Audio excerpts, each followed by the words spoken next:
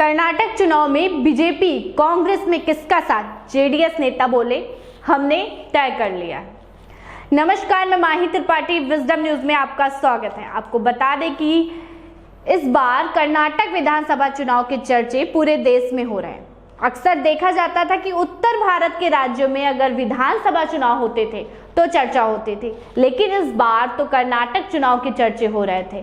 Congress BJP ने एड़ी चोटी का जोड़ लगाया, खूब प्रचार प्रसार हुआ। वोटिंग के बाद जो एग्जिट पोल आए उन्होंने पार्टियों की नींद उड़ा दी, क्योंकि इसमें हंग असेंबली की आशंका भी जाहिर की गई। अब अगर ऐसा हुआ तो निर्णायक भूमिका निभाएंगे एचडी कुमारस्वामी। एक न्यूज चैनल पर उनसे बात करने की कोशिश की गई, मगर बात नहीं हो पाई। लेकिन उनकी पार्टी के सीनियर लीडर ने बताया है कि ये पहले ही तय हो चुका है कि हमें किसके साथ गठबंधन करना है। पीएम मोदी 3 दिनों तक वहीं रुके, कई रोड शो भी किए और रैलियों में जनता का दिल भी जीतने की कोशिश की। 10 मई को वोटिंग हो गई। शाम 6 बजे एग्जिट पोल भी आ गए। सर्वे में बताया गया कि कांग्रेस की सरकार बन सकती है, लेकिन संभावना हंग असेंबली की भी है।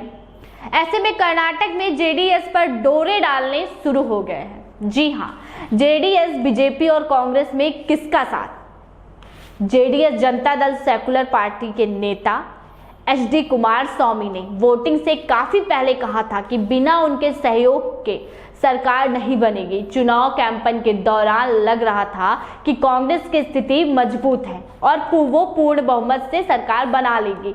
10 मई को वोटिंग के बाद जितने भी एग्जिट पोल आए तो उनमें कांग्रेस की सरकार बनती हुई नजर आ रही है, लेकिन ऐसा भी हो सकता है कि किसी भी पार्टी को पूर्ण बहुमत ना मिले। अगर ऐसा हुआ तो जेडीएस निर्णायक भूमिका निभाएगी।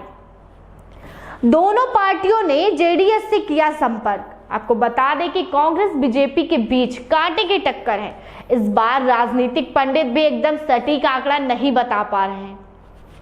ऐसा लग रहा है कि बीजेपी को सत्ता से बाहर होना पड़ सकता है और कांग्रेस की सरकार बनेगी। लेकिन अगर बीजेपी सबसे बड़ी पार्टी बन गई और राज्य में किसी को पूर्ण बहुमत नहीं मिला तो ऐसी स्थिति में क्या बीजेपी और जेडीएस मिलकर सरकार बनाएंगे? ये सवाल भविष्य के गर्त में है। जी हाँ, जेडीएस के टॉप लीडर तनवीर अहमद का कहना है कि ये चुनाव के बाद तुरंत बीजेपी और कांग्रेस ने उनसे संपर्क किया था। जी हाँ, बीजेपी का साफ इंकार। बता दें कि 10 मई को वोटिंग खत्म होने के बाद जेडीएस चीफ एचडी कुमारस्वामी इलाज करवाने सिंगापुर गए। हालांकि सूत्रों से मिली जानकारी के मुताबिक वो परिणाम घोषित होने से पहले ही कर्नाटक वापस आ जाएंगे।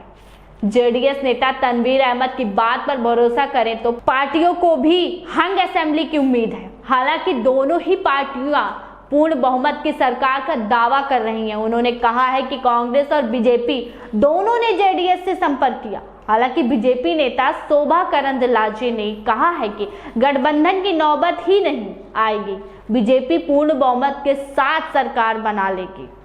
उन्होंने जेडीएस से संपर्क करने की बात को सिरे से खारिज करते हुए कहा है कि बीजेपी राज्य में कम से कम 120 सीटें जीतने जा रही है। तो ये थी आज की हमारी खबर। मिलते हैं अगली खबर में, तब तक के लिए दें हमें इजाजत और देखना ना भूलें विजडम न्यूज। हमारे चैनल को सब्सक्राइब करें, बेल आइकन दबाना, कमेंट करना ना भूलें।